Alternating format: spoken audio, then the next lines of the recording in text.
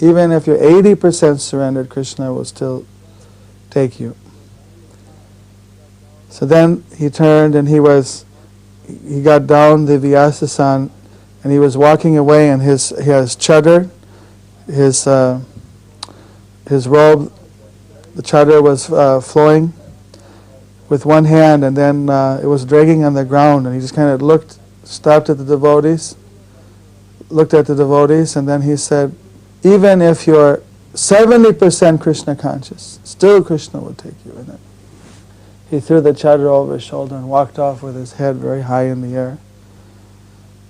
One devotee had told me that one thing you should do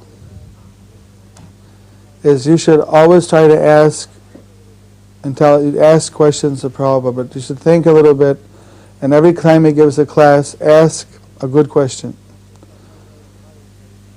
So, since I had that advice, I every time at the end of a class, I'd always ask a question, trying to think of something that was in the class. And then sometimes Prabhupada would... I remember one time I asked a question about Radharani something and said, who are you to ask about Radharani?